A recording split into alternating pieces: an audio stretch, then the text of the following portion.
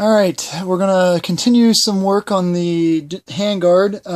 I've already took care of a little problem off camera. So we'll start off with, I went with this rod here I got from the local hardware store. I shaved it down just a little bit, just to get it to fit, and I also drilled this top hole a little bit wider in order for it to slide easier. I couldn't really get a really small rod, but this one works just fine. So that should work pretty good for sliding in for the cocking handle, the charging handle here. The other thing I did here, for this piece that came with the MK5 kit, it has a small notch at the top there, and that's where the charging rod actually has to go through, like such, to be able to charge the marker. Now, since this was just round and it would roll all over, I made a small modification there, if you can see. The camera's going out of focus, but I basically just took an Allen key. I have a whole bunch of these spare Allen keys, so I burned through them like crazy. I chopped a small piece of that Allen key off, and I cut a small notch into the bottom of this circle, and I glued that Allen key onto the bottom there so it sticks out just a little bit, like such. Now, the point of that is, so this can go in here. I also cut a small notch here on both sides of the receiver, so that Allen key will fit in there, so that when I put this in, that Allen key there will keep it from spinning around, so that this notch won't come out of place, and I won't have to tear down the whole marker again if I can't get this in. If this notch is out of place, that rod's not going to go in. So that will keep this in place so that this rod slides in every time, so I can remove the handguard, put it back on, no problem. So that should be able to charge the marker. So that was the first little issue I just solved. So I took care of that. Now we're going to have to start working on the cocking tube. I'll probably just leave it. I was originally thinking about mounting this permanently, but I don't think I'll have to. There should be tension between the two pieces that it's not going to go anywhere once it's on.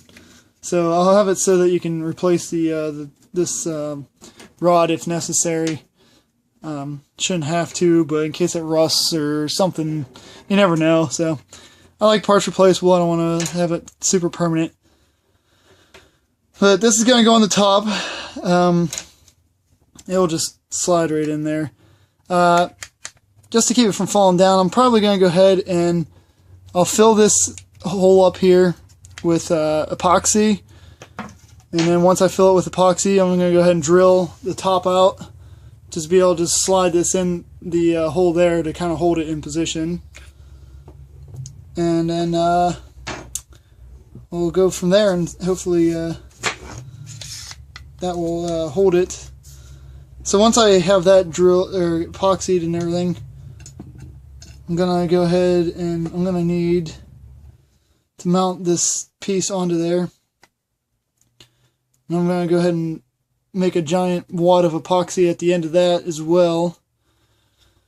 And then when I'm done with everything, I'm gonna figure out where the charging handle rod will go, and I'm just gonna drill a hole basically the whole way down.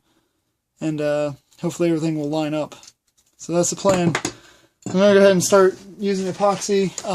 I know someone had asked earlier, this is the brand of epoxy putty that I use. It's a Loctite, so I guess repair putty. But they sell various other sticks. They sell larger sticks at Lowe's. I know it's like a grayish color instead of a blue. It's usually in the plumbing section.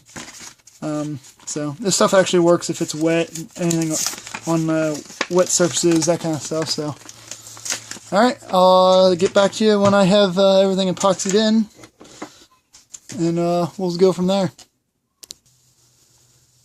Okay, I got the initial set of epoxy on, trying to get this caulking tube mounted.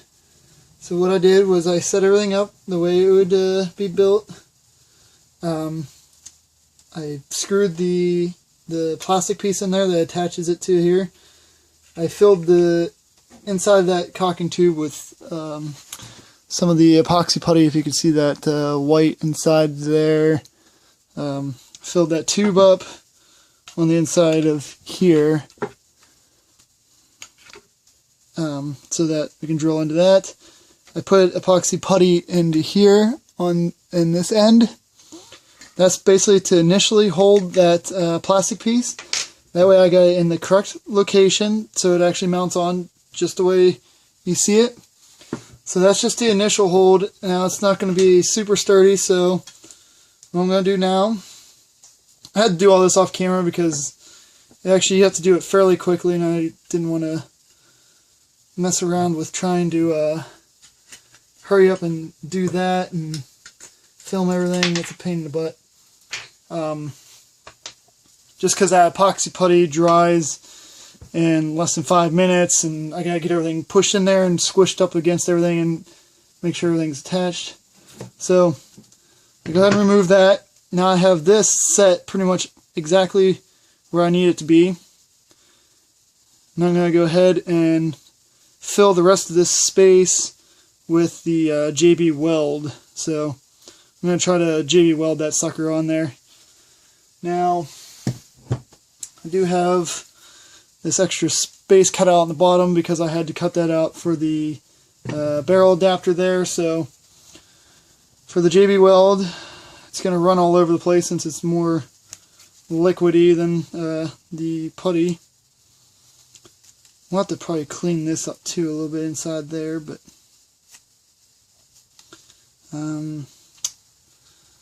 trying to think if there's anything else I might want to do here. I want to be able to use as much JB weld as possible to reinforce this this area. Now I'm just cutting a piece of tape here just to keep the JB weld in place. I'm just going to hold it up like this. I'm going to fill the rest of that with JB weld, and hopefully that should be good enough then, hopefully, to hold everything together. I may try to clean up this inside a little bit, just maybe sand it off a little, replace some more putty in there.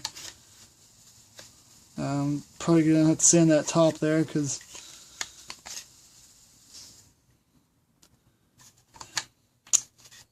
there should be enough room though. I think it's only going to charge to about here, so I actually got enough room there. I might reinforce that a little bit more. So yeah, might fill this all in there.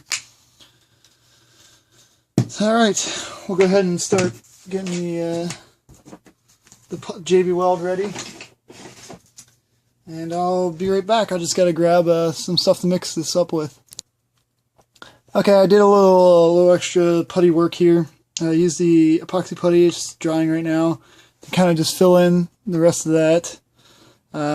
Eventually I'll sand this down and it'll be all painted black, so you won't even see it there.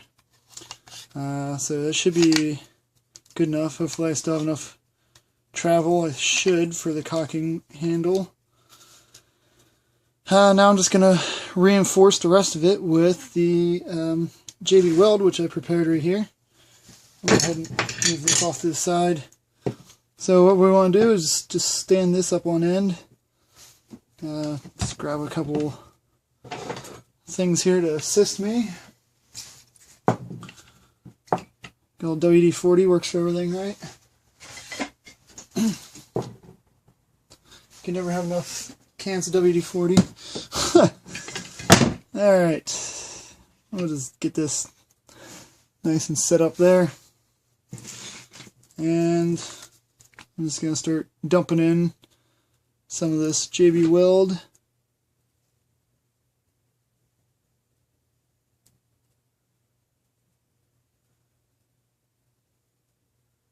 And hopefully this will create a pretty sturdy hold on everything. should. I have quite a few projects where I've used JB Weld. It really works well. Stuff holds extremely strong. Try not to be too sloppy with it, but you know, if I get some on the hook here, I can always just sand it off later. Might wipe a little bit off my finger or something, but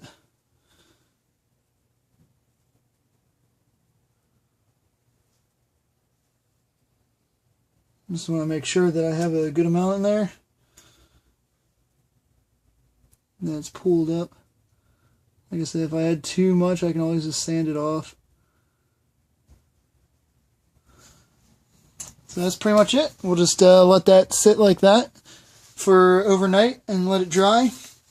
After this is all dried up, we're going to figure out how we're going to mark our charging rod where it's going to go in, and we're going to drill a hole right down through and into the charging handle itself.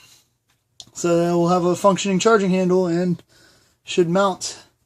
From there, we're going to go ahead and figure out our front sight and how we're going to get that mounted. Probably going to need some JB Weld for that as well. Get that all glued up. It's going to need some cutting and mounting, so there'll be a little work for that. But it's getting there, so everything's coming together. Alright, I'll see you guys in the next video.